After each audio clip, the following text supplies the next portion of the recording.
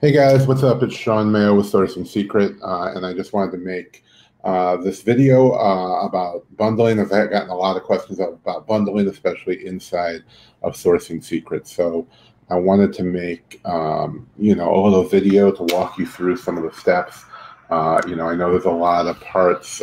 We've got a lot of new features inside of Sourcing Secret, so you may not know about a few of them. So we just wanted to, make sure that you guys know all the great features that are available in Sourcing Secret now that, quite frankly, have made bundling super. And to make, a little video to walk you through.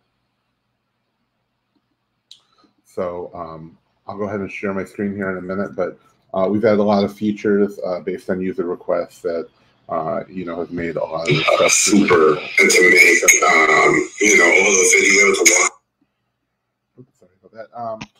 So we've integrated a lot of stuff where we can now see all the items that are frequently bought together and items that are from Amazon.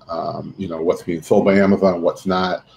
What their most popular items, similar to the frequently bought together pages that you see right inside of the Amazon page.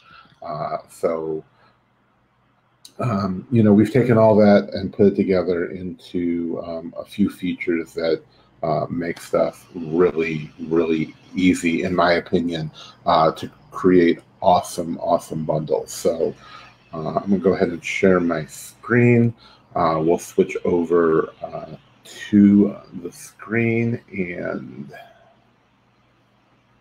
if we just hop into Sourcing Secret. If you're not familiar with Sourcing Secret, this is the page you log in, and we can look at the top 100,000 ranked products in any category with tons of additional information. So in any of the 23 categories, we do arbitrage on tons of different platforms. So I'm going to go ahead and focus on grocery because, doing bundles and multi-packs in grocery, at least for us, is super simple. So we can just click on grocery and then download it. It's going to take us over to this page where we can either get just, CSV files with just the ASINs, or in this case, we want to look at the full data. So what it's done is taken the top 100,000. We can look at that whole top 100,000 that's updated every day, or we can just pick, them in chunks of 25,000. So I'm just going to look at the top 25,000, and we'll download it and go over and look at it in Excel.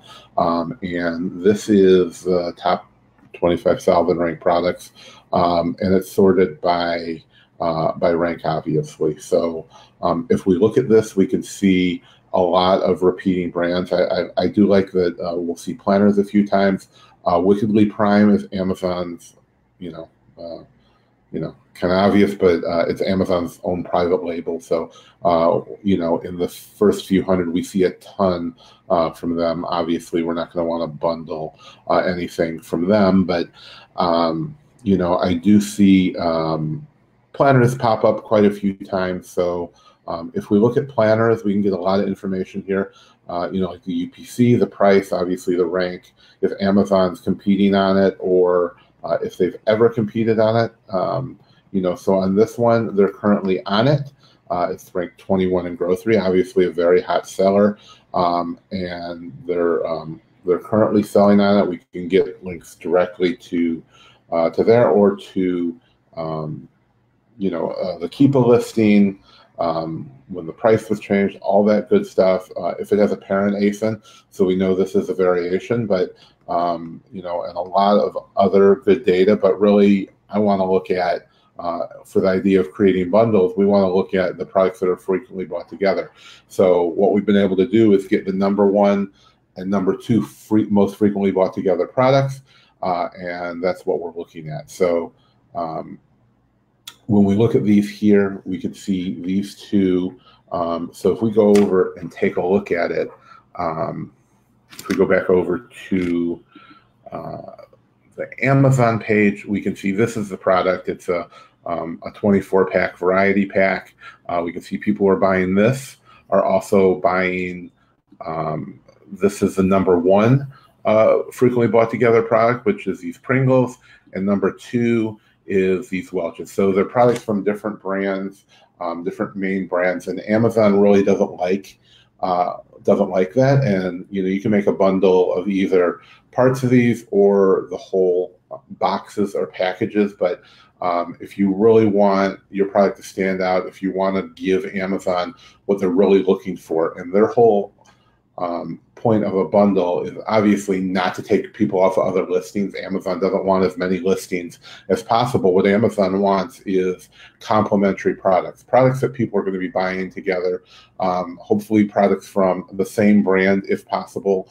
And Amazon really doesn't like when you go to the dollar store and buy a little Disney cake topper and then put paper plates and party streamers and all that generic stuff that you paid $1.99 or whatever it may be, and then put it all together and call it a Disney bundle, a Mickey Mouse bundle.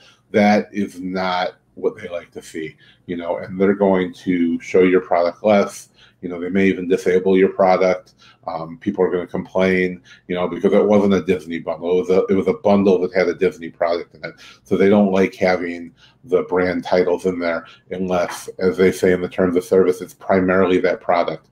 They want it to be, a bundle of, if you call it a Disney bundle, they want it to be primarily Disney products. So, with that in mind, we really want to try to have, not one product. If you want to call it a Planters bundle, you can call this a peanut bundle and peanuts and candy. But if you want to have something like Planters in the name, or a name that's really going to draw people's attention, then you may want to be bundling products that really are going to be going together, that are, a matching brand. So if we go back and look at the listing,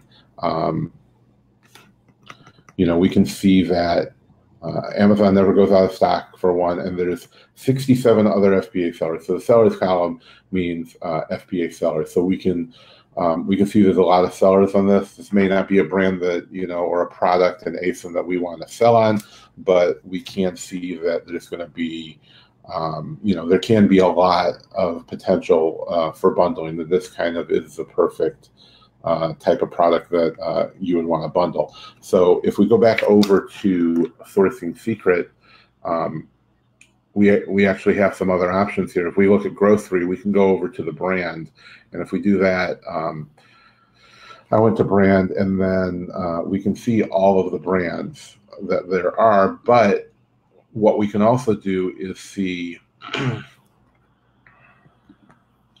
we open up the brands tab, we can see all the brands in groceries, obviously. So what we've done is we've taken the top 100,000 products every day for over a year now. We go back and ask Amazon more information on them, like the brand and all the other information we talked about. So now we can see the most prolific brands on Amazon in each category that are actually selling, because we're reverse engineering this.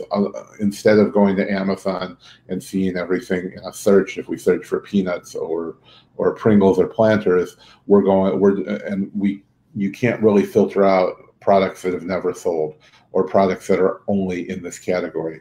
So we kind of did it in reverse. We went and asked Amazon for the products that are the best-selling products, and we took those and we went backwards. So we're only looking at products that have been in the top 100,000 rank in these categories, and that's how we're able to have a list. And we know, of selling products, McCormick is the most prolific, and from there we can go and we can see that there's 240 different ASINs that have sold well. Okay, so what we can do, what our next step can be, is we can look at all of these products. So we can click on the number, download a list of all of those products with all of that information, and we can start to build a bundle of the best-selling products from this brand. And if we go back over to the spreadsheet, we can, this is what it looks like from Planters. So now we can find all the Planters products that are selling well. We can, find the products that are frequently bought together for the best